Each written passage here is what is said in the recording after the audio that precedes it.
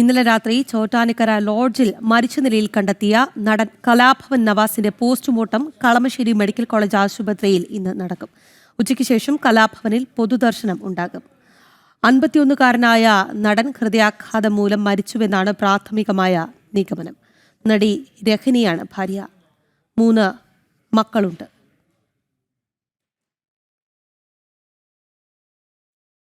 വിവരങ്ങളുമായി ജിജീഷ് കരുണാകരനുണ്ട്. ജിജീഷ്, വളരെ അപ്രതീക്ഷിതമായ വിയോഗമാണ് സംഭവിച്ചിരിക്കുന്നത്.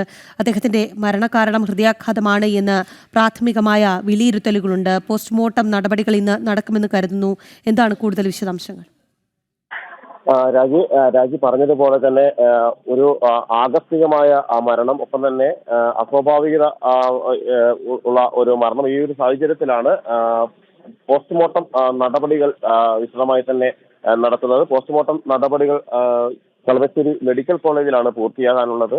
അതിനുശേഷം മൃതദേഹം പൊതുദർശനത്തിന് കലാഭവനിൽ പൊതുദർശനത്തിന് വെക്കുമെന്നതാണ് ഇപ്പോൾ.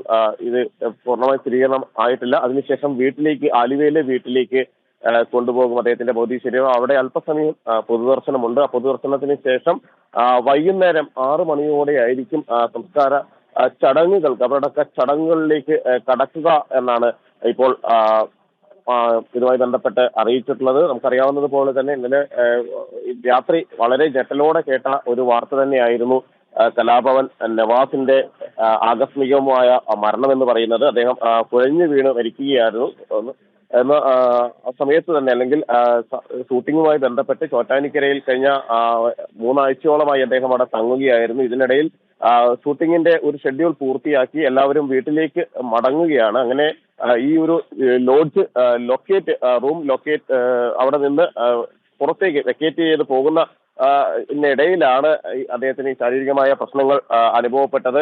തുടർന്ന് കുഴഞ്ഞു വീഴുകയായിരുന്നു. ഏറെ നേരം നോക്കിയിട്ടും അദ്ദേഹത്തെ കാണാതിരുന്നതിനെ തുടർന്ന്, അല്ലെങ്കിൽ റൂം വെക്കേറ്റ് ചെയ്ത് പുറത്തേക്ക് വരുന്നത് കാണാത്തതിനെ തുടർന്ന് റൂം ബോയ് അന്വേഷിച്ച് ചെന്നപ്പോഴാണ് ഇങ്ങനെ നിലത്ത് വീണ് കിടക്കുന്ന നിലയിൽ കലാഭവൻ നവാസിനെ കാണുന്നത്. തുടർന്ന് മറ്റ് ആളുകളെ എല്ലാം തന്നെ വിളിച്ചറിയിക്കുകയായിരുന്നു. അപ്പോൾ തന്നെ ഒരു കമന്ന് കിടന്നു.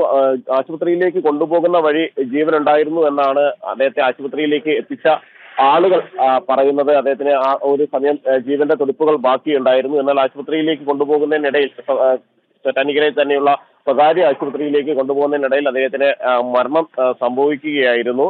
അങ്ങനെ ആ ഒരു പെട്ടെന്നുള്ള മരണം നമുക്ക് അറിയാവുന്നതുപോലെ തന്നെ എല്ലാവർക്കും സുപരിചിതനായ മലയാള സിനിമാ പ്രേമികളുടെ എല്ലാം മനം കവർന്ന നിരവധി വേഷങ്ങളിലൂടെ ശ്രദ്ധേയനായ ഒരു നടനാണ് കലാഭവൻ നവാസ്. അദ്ദേഹത്തിന് എന്നും ഓർമ്മയിൽ തങ്ങുന്ന എത്രയോ അധികം സിനിമകൾ അദ്ദേഹത്തിൻ്റെതായി ഉണ്ട്. ആ സിനിമകളിലെല്ലാം തന്നെ അദ്ദേഹം നിറ സാന്നിധ്യമായി, അല്ലെങ്കിൽ ചെറിയൊരു വേഷം കൊണ്ട് പോലും മലയാളി എന്നും ഓർത്തിരിക്കുന്ന നിരവധി മുഹൂർത്തങ്ങൾ, കഥാപാത്രങ്ങൾ കലാഭവൻ നവാസിൻ്റെതായി ഉണ്ടായിട്ടുണ്ട്. അങ്ങനെ ചിരപ്രതിഷ്ഠ നേടിയ, അല്ലെങ്കിൽ എന്നും ഓർത്തെടുക്കുന്ന മലയാള സിനിമയിലെ എണ്ണപ്പെട്ട താരങ്ങളിൽ ഒരാളായിരുന്നു. സീരിയലിലൂടെയും ടെലിവിഷൻ പ്രോഗ്രാമുകളിലൂടെയും എല്ലാം തന്നെ അദ്ദേഹം ശ്രദ്ധിക്കപ്പെട്ടു.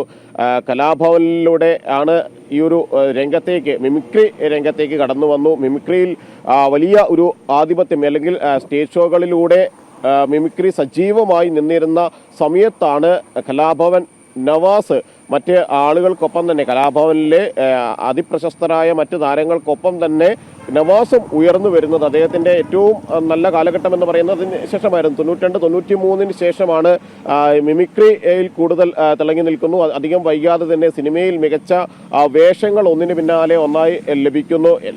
താരങ്ങളുടെ എല്ലാം പിന്നീട് സിനിമയിൽ എത്തി, മിമിക്രിയിലൂടെ സിനിമയിലെത്തി നടൻ ദിലീപ് അടക്കമുള്ള പ്രമുഖ താരങ്ങളുടെ എല്ലാം അടുത്ത സുഹൃത്തായിരുന്നു. അവർക്കൊപ്പം പ്രവർത്തിച്ച് അവരുടെ ഒരു സന്തത സഹചാരി എന്ന് തന്നെ പറയാവുന്ന ആളായിരുന്നു കലാഭവൻ നവാസ്. അതിവേഗത്തിൽ, അല്ലെങ്കിൽ ആകസ്മികമായ ഒരു മരണം തന്നെയാണ് അദ്ദേഹത്തിന് സംഭവിക്കുകയും ചെയ്തത്. കാരണം അതുകൊണ്ട് തന്നെയാണ് സിനിമാ ലോകം വലിയ ഞെട്ടലോടെ ആ മരണ വാർത്തയെ ശ്രവിക്കുന്നത്. കാരണം കലാഭവൻ നവാസിന് ഏതെങ്കിലും തരത്തിൽ അസുഖബാധിതനായോ അല്ലെങ്കിൽ ചികിത്സയിൽ ഒന്നും കഴിയുന്ന ഒരാളല്ല. പെട്ടെന്ന് ഉണ്ടായ ആ മരണം എന്ന് പറയുന്നത് അത് വലിയ ഒരു ഞെട്ടലോടുകൂടി തന്നെയായിരുന്നു സിനിമാ ലോകവും മലയാളികളും ഒന്നടക്കം തന്നെ ശ്രമിച്ചത്. ഇനി ഇപ്പോൾ ഇവിടെ നിന്ന് നടപടികൾ പൂർത്തിയാക്കിയതിനു ശേഷം ഇൻക്വസ്റ്റ് നടപടികൾ പൂർത്തിയാക്കിയിട്ടുണ്ട്.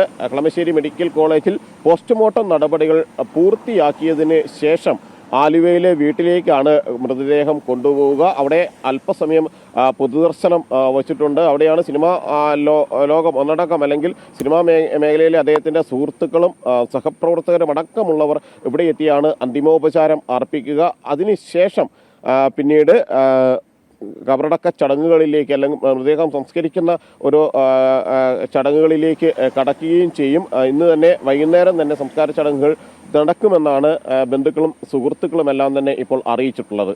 ശരി, ജിജീഷ് സൂചിപ്പിച്ചതുപോലെ കലാകേരളത്തിന് തീരാനഷ്ടം തന്നെയാണ് കലാഭവൻ നവാസിന്റെ വിയോഗം. വളരെ അപ്രതീക്ഷിതമായ മരണവാർത്തയാണ് ഇന്നലെ രാത്രിയോടുകൂടി എത്തിയത്. എന്തായാലും അദ്ദേഹത്തിന്റെ പോസ്റ്റ്മോർട്ടം കളമശ്ശേരി മെഡിക്കൽ കോളേജ് ആശുപത്രിയിൽ ഇന്ന് ഉച്ചയ്ക്ക് മുൻപ് തന്നെ ഉണ്ടാകും. ഉച്ചയ്ക്ക് ശേഷം പൊതുദർശനം അടക്കമുള്ള കാര്യങ്ങൾ ഉണ്ടാകും. സംസ്കാര ചടങ്ങുകൾ ഇന്ന് തന്നെ ഉണ്ടാകും എന്ന സൂചനകളാണ് ഈ മണിക്കൂറിൽ ലഭിക്കുന്നത്.